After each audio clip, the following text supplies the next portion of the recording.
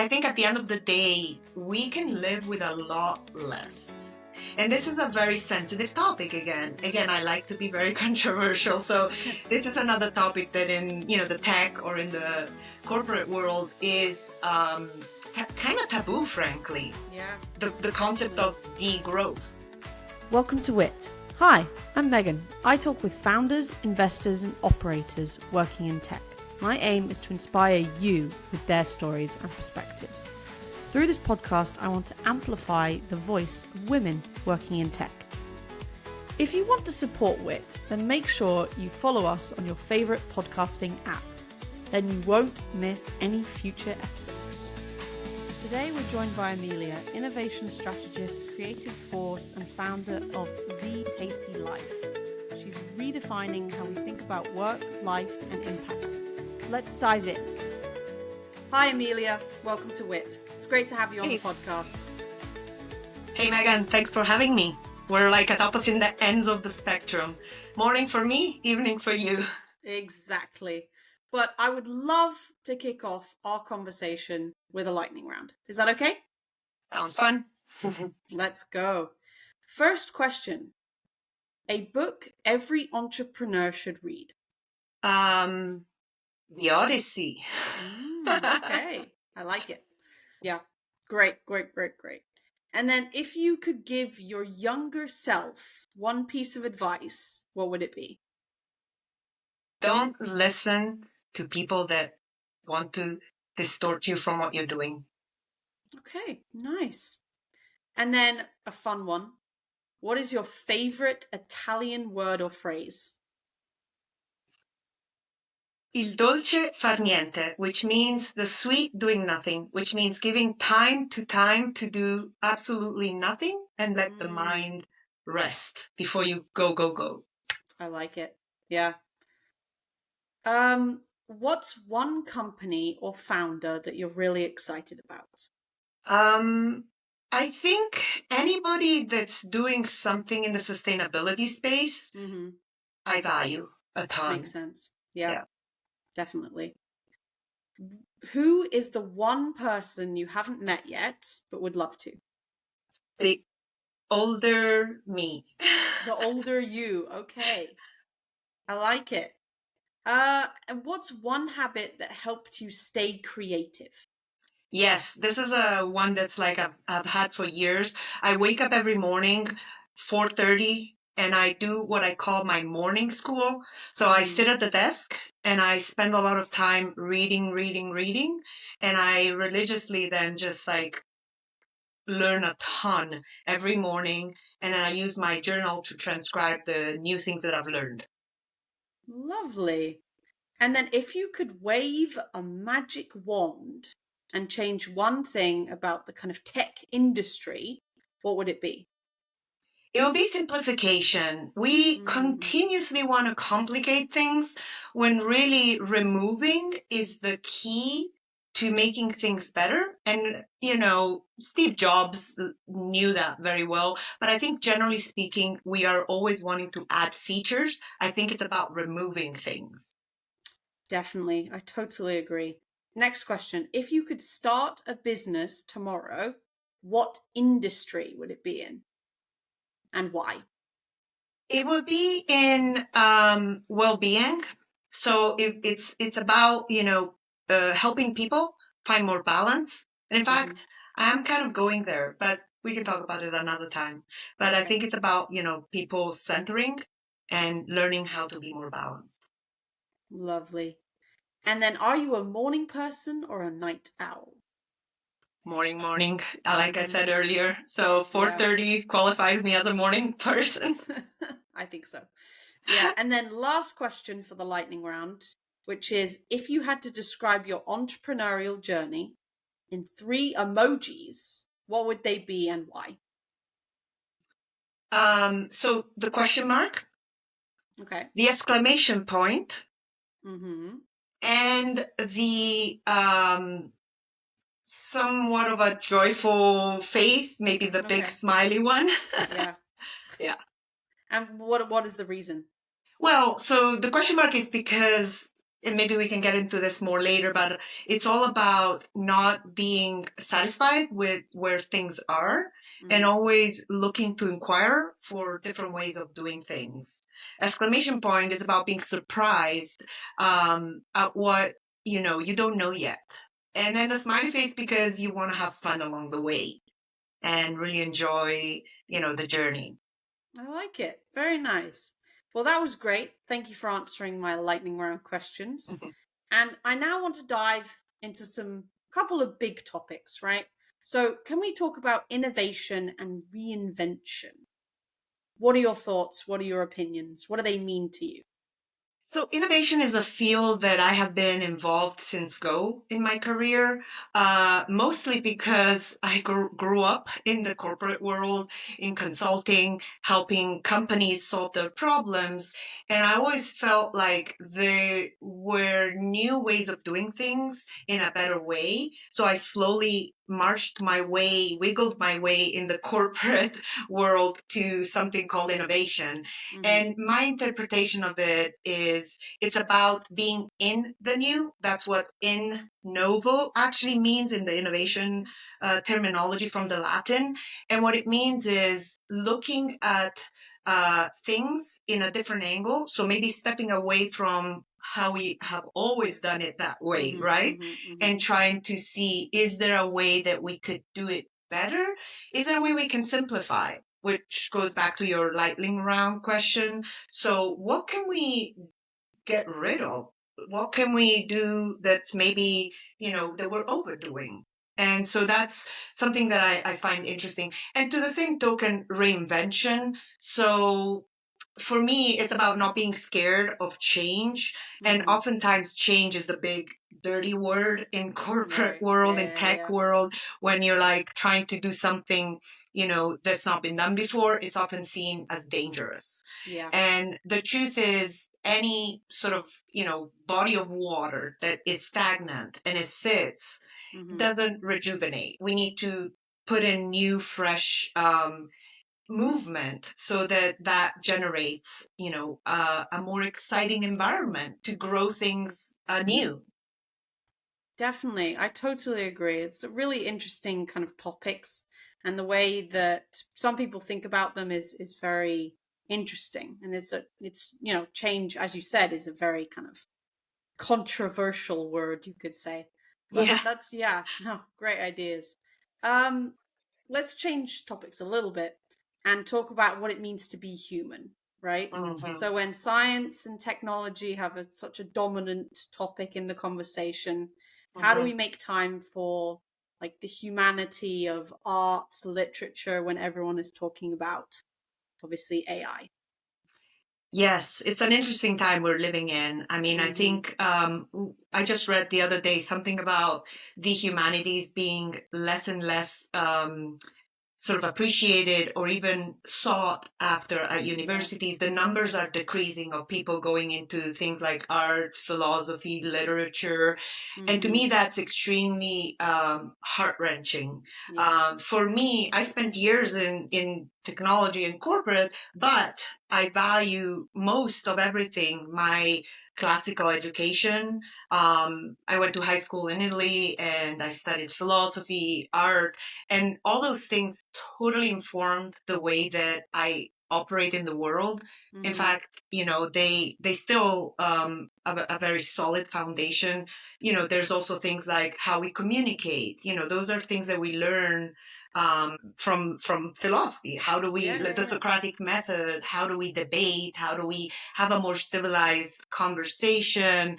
And then, of course, there's the fact that art brings an element of surprise, an element of awe to the world.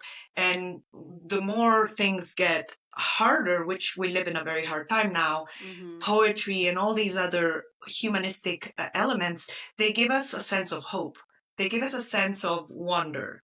And if we strip that out, what are we? We Yeah. become, computers, robots, right? Mm-hmm. So I feel like this is actually a moment that we need those more than ever. And I actually think that's going to happen more and more. The more we go into AI embedded in everything, Mm-hmm. I think what companies and just generally the world is going to look for is for people that bring that aspect that cannot be codified by artificial intelligence. And we need more all intelligence, right? Or Yes. intelligence. I like it. You Yes. should coin that Coin word. Yeah. that. But yeah, no, it is such a interesting kind of question of like, what does it mean to be human? Yes. Um, and Yes. I've got a kind of relating question, which is talking about addition and subtraction. So, what are Hmm. your thoughts on essentialism? Right. So, Hmm. how Yeah. can you make space for what truly matters? And that kind of leans into this topic. Yeah. And it's a fascinating process for me because last year, I sold my house, packed everything in a storage container, and traveled through Europe, including Finland, where I Mm-hmm. met you, Of course. for a whole year just with one bag. Yeah. And it completely reshifted my way of thinking about what's important and what's essential. Mm-hmm. And I think that was true both physically and metaphysically. So I quickly learned to remove a lot of the superstructure, all the busyness and Yeah. all the commitments and all the things that I was like packing in my virtual bag. Yep. And I looked at life a little bit more simply. And it honestly was very refreshing. So it allowed me to actually reprioritize. And I think that's just me as an individual, but I think the Earth as a planet, we could use a little bit more of degrowth, of simplification, of removing what's superficial. A lot of times, companies focus on growth, growth, growth, Mm-hmm. but oftentimes that growth is spiraling out of control, where Mm-hmm. it creates obviously a lot of pollution and it creates um, energy dispersion, right? And at the Yeah. end of the day, I Problems. think, yeah, problems, exactly. I think at the end of the day, we can live with a lot less. And this is a Yes. very sensitive topic again. Mm-hmm. Again, I like to be very controversial. So this is another topic that in, the tech or in the corporate world is kind of taboo, frankly. Yeah. The concept Definitely. of degrowth. You're often seen as, this disruptor if you talk about degrowth, because how do you grow a company if you're not constantly accelerating towards more, more, more? Mm-hmm. So it is a sensitive topic, but the truth is, at the end of the day, we work for companies, but we also live in the earth. So Mm-hmm. the question is, the earth is truly my priority. So I am going to look at it in this ethical lens Yeah. before I look at it in the sort of like, tech Mm-hmm. corporate lens. Yeah, definitely. It's always with most things. It's always a balance. So you have to find that kind of middle ground where you're not doing damage, but you're still kind of exceeding Yes, and growing, right? exactly. And it's a very Totally. hard kind of thin line to walk on. Um, Yes. but yeah, no, it makes total sense. Now, as you said, we obviously met through the 90-Day Fin program, Hmm. where Helsinki Partners recruits experienced entrepreneurs to come and live and work in Finland for 90 days. And it's been almost 2 years since you went on this program. Yeah, Yeah. crazy. Wow. Looking back on it, what are your reflections? It was an absolutely fun and pleasant experience. It opened my mind to a completely different way of living. I love Mm-hmm. the Finnish way. Helsinki is such a vibrant city, and it allowed me to meet so many different people, like, including your lovely family, and Mm-hmm. just generally to see a different way of life. I mean, I'm Italian originally, but coming from the US, where the pace of life is so much faster, coming into Finland and to Helsinki and learning that you can indeed move at a fast pace and yet not have a 80-hour week, but being able to do Mm. it in a way that's, more efficient, actually Yeah. was quite eye-opening for me. And Mm. then the other part, of course, I learned the culture of sauna. So Yeah. sauna, sorry, I need to say it properly. Yes, Sauna sauna, was very like, important. Very important. And I'm sold on that. Like I live in Boulder now and there's a culture of sauna growing here. So Mm. I hop from sauna to sauna and absolutely love it here. Yeah. That's awesome. I would hope that you'd learn more things just than sauna, but Of course, yeah, that's yeah, what I of was saying. The course. pace of life Yeah. and, the way of living also in nature to me Hmm. was another wonderful thing that I learned about the Finnish culture. The foraging, is Yeah. actually a phenomenal culture, and Very interesting. it's very philosophical in the sense that, it looks at the way that the bounty of Mother Earth comes at every season, and how can we be more aware of it, right? Hmm. How can we go in our backyard and look for those berries and those mushrooms and really be carefully knowledgeable about them and very in tune with the rhythms of the seasons? So I think it's way more than just picking berries, right? It's more Yeah. about how we are conscious about what Mother Earth is gifting us. Yeah. And community, of course, that's a big Yep. part of kind of forestry. Absolutely, yeah. Doing it Yeah. together. Those Hmm. walks in the forest were magical. Like I still dream of them. The walks in that trickling rain, just Hmm. walking with the baskets and just very, very special. Very special. Totally. Now, we've talked about a lot of really interesting topics through our conversation so far. And obviously the main ones are, you championed innovation and Mhm. entrepreneurship throughout your career. But give me some enlightenment, some positivity. What gives you hope for the future? And what is humanity kind of getting right at the moment? Yes. So your generation, I have two boys of your age, Hmm. and your generation gives me a lot of hope because That's good. you are, yeah, absolutely. I see, the way that your generation is looking at the world with so much more awareness and Hmm. questioning whether things need to be done differently. It's about being in a more balanced approach to life, and it's Hmm. not, fully using the earth, but it's more like being in sync with the earth. And Yeah. so I feel like that this more regenerative approach where Hmm. we are potentially growing in a direction that we can all collaborate in more in sync with nature, I think is very hopeful to me. Definitely. I would hope so as well. Yeah. Yeah. But yeah, no, that's great.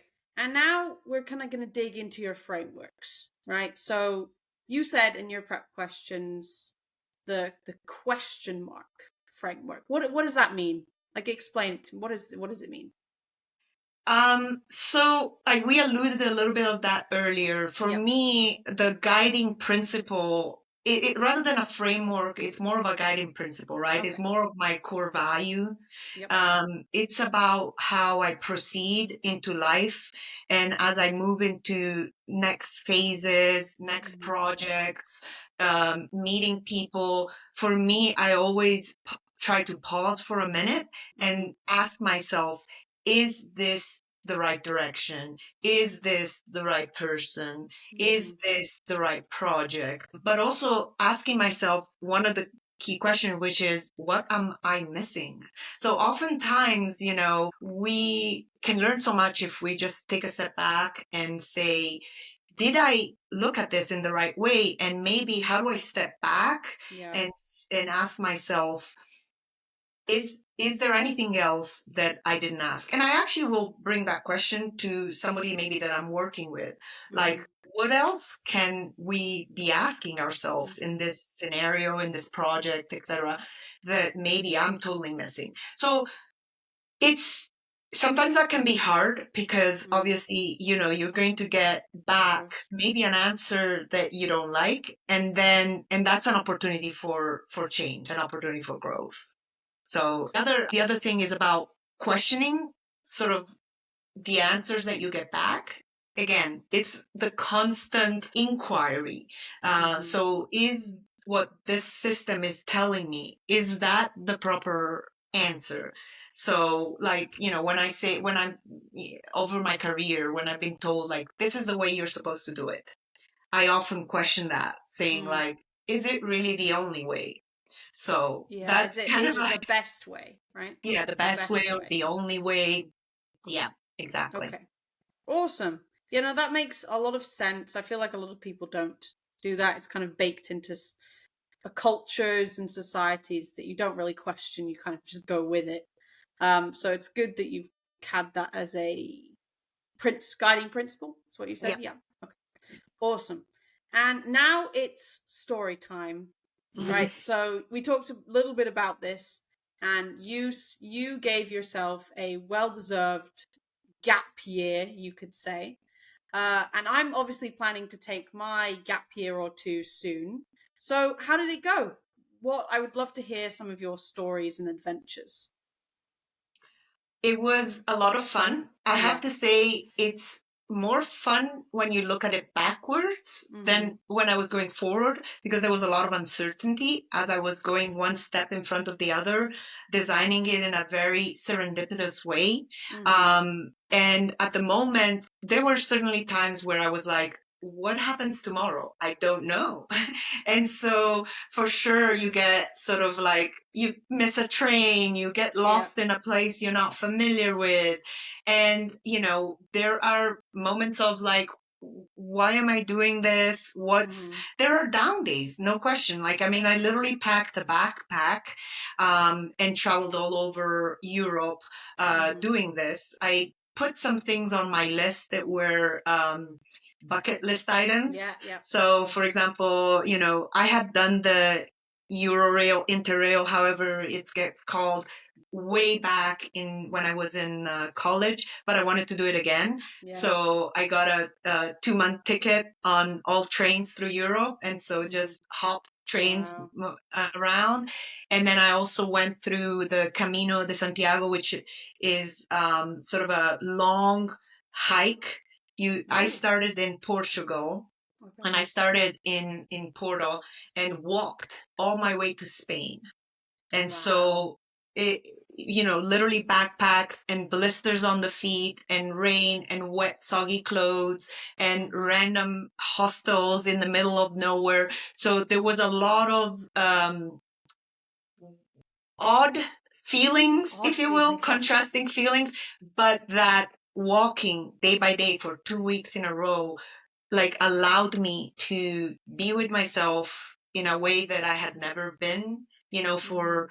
for just listening to what the world was asking me, and just actually just taking the pace much slower, and just Yeah. learning to enjoy little things, just Mm-hmm. enjoy looking at the changing pathways, the brick roads, and um, all the little miracles around me. So that was very special. Mm-hmm. And then I had a chance to move from city to city in my own country in Italy Mm-hmm. for a few months in a row, and sort of like test out potential towns for me to Mm-hmm. live in, from Oh, nice. Milan to Bolzano in the Dolomites to Lucca in Tuscany to Rome where my family's from, and just really experience my country in a totally different way. Yeah. So as you can see, it was a complete mix of experiences, Yeah. like from being in place to walking to moving on a train to visiting almost a museum per day. And Wow. so allowing myself those, going back to the humanities concept, to really Mm-hmm. absorb the beauty that of course that Europe has to offer, that Yeah. just the world in general has to Yeah, offer. yeah, yeah, yeah. So the art, the culture, the Yes. history, the architecture, all of that. Yeah, Yeah. no, that's great. What would be your favorite country that you visited? Because obviously I'm Ooh, very that's a much dangerous fishing for. territory. I can't Yeah, answer yeah. that question. I, No. it's like asking your mother who your favorite child is, right? Okay, fair enough, Yeah, fair but enough. I mean, to be honest, I mean, I loved southern France. Mm-hmm. It was just a beautiful place. If I had to pick, Switzerland. I actually was born in Geneva, so randomly, but Mm. so I have a odd, special place in my heart for that.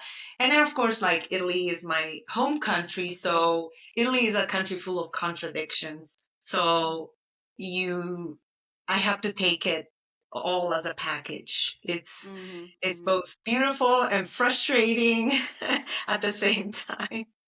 Yeah. Okay. Well, that was super awesome, but we're sadly coming to the end of the podcast. But I have 3 final questions for you, which are, so imagine it's 2035. What does your life look like?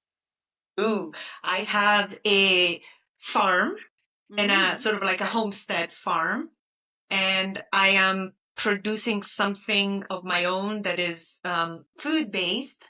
Okay. And I am using the farm as a base, but also traveling extensively to other farms around the world, learning about, regenerative practices.